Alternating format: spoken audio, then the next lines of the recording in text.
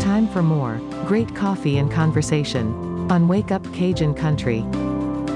I love it when North Oaks comes in here with their professionals. Those representing North Oaks always have great things that we really don't have enough time to go through all of it. I wish we did, but still, you're going to get some great things out of today's interview.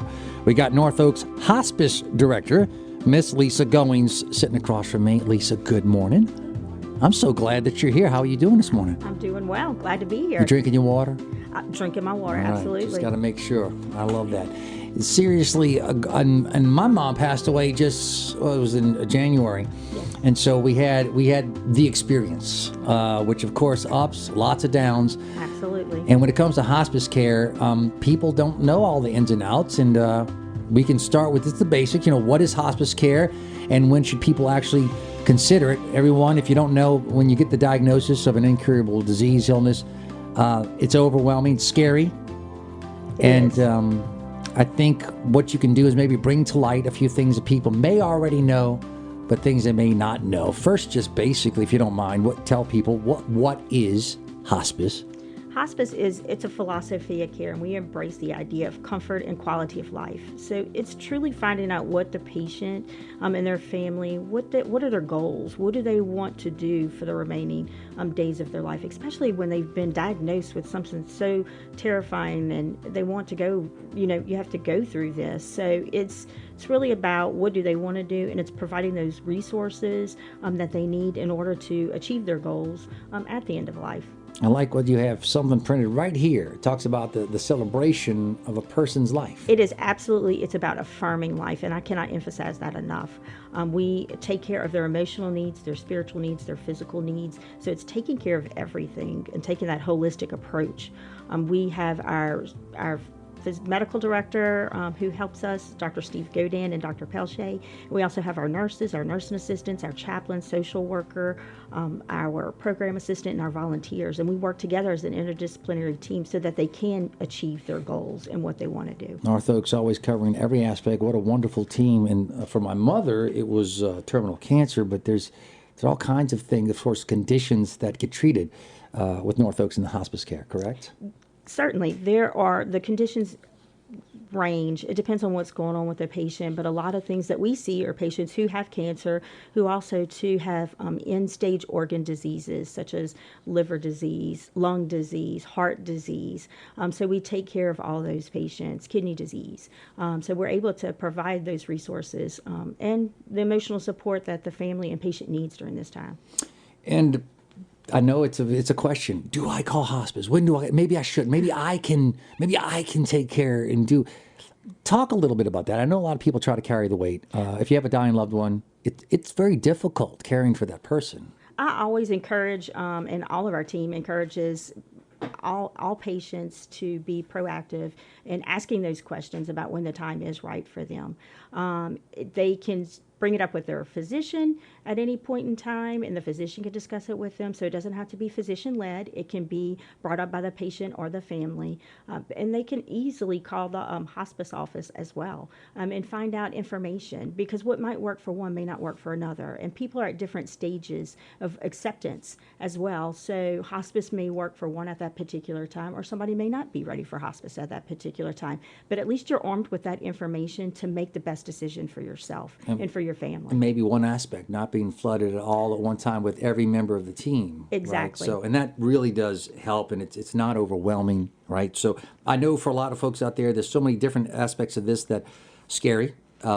Pain management, really, that's one of those things that for a lot of folks when they're at that stage, it's just some of it's the management of pain. Tell me a little bit about how you manage pain. We work together as a team with our medical director and the nurses. We go in and assess. We do a comprehensive pain assessment each time that we do meet with the patient. So we meet with them, we ask them what their goals are and how do they want to achieve that pain goal. And it's also treating all symptoms. It's not just treating that pain. So it could be through pharmacological measures of pain medicine, or it could be non-pharmacological measures. It could be resting in a quiet room, music. So different things, people react differently. So we have to see what they want to do and what their goals are in order to achieve that pain management. We got 2 minutes left, so I want to use it properly. I'll just real quick give you the the no. The no being, does hospice do anything to make death come sooner? And that's a misconception. Many people think the answer is no. That's not their job. That's not what they do at all. And the longer you speak with Lisa, you realize that's not what they do. Insurance is also something I think people are going to want to know. Is hospice covered? Most commercial insurances do cover hospice, and under the Medicare, they have the hospice benefit. It is covered. And then when you think you're out of the woods, when you're finally at the stage where, and this is true for my family as well, and many families, you get to the point where your loved one has passed on, and then there's the unknown. Okay, what's next? Well, unfortunately, the next is a lot of grief. It is a lot of grief, and people are at different stages and different acceptance. And we have a bereavement program for the loved ones following a patient's death. 13 months we follow their loved ones. And we also have our grief support group. So we encourage them to come and be part of our grief support group. It's social worker led, and we meet 2 times a month. Our next one is on June 20th from 1 to 2 in the hospice office, and they can call the hospice office. And that support group is opened up for anybody, any adult in the community who has experienced any type of loss, regardless if their loved one has been in hospice.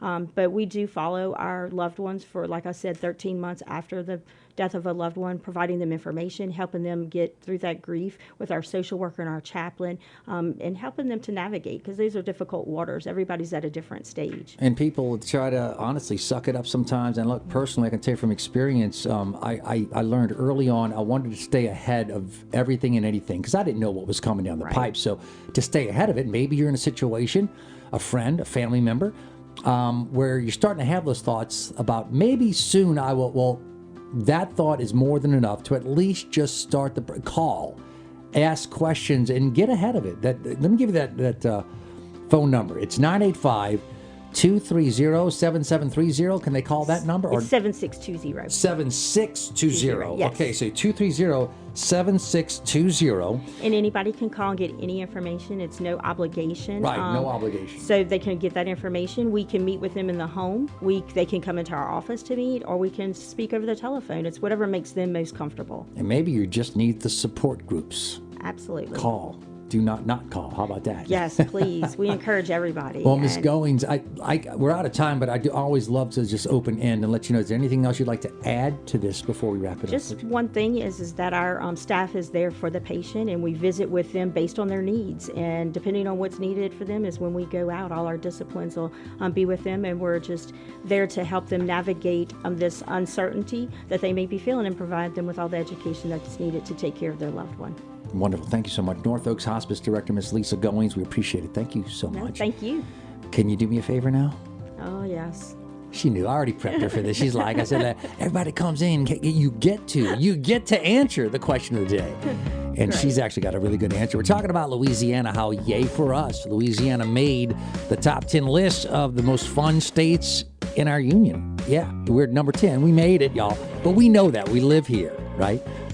What is a state that you've gone to, and what was it that you were doing there that made it fun? Another state, somewhere you visited that it was a good time. The state of Georgia, and for our honeymoon, we went to Callaway Gardens and Dahlonega, and we've been to Dahlonega several times since, and to Callaway Gardens. Absolutely beautiful, breathtaking. My wife has been. I've never been to the Callaway Gardens. She still talks about it. Oh, it is absolutely one of the most beautiful experiences we had. It was fun. That's awesome. Lisa, thank you. Thank you. All right, by the way, that is your question of the day. Can you answer it? Of course you can. I know it's going to be hard, but think outside Louisiana. You've had fun a time or two. Share those answers on the Facebook page, and you just might win a Rockies Premier Auto Wash. Look at here. It's already 8:51. Coming up, Birthday Club, Lion Sports Report, and how about some more great country music? Hold on. Changing school students.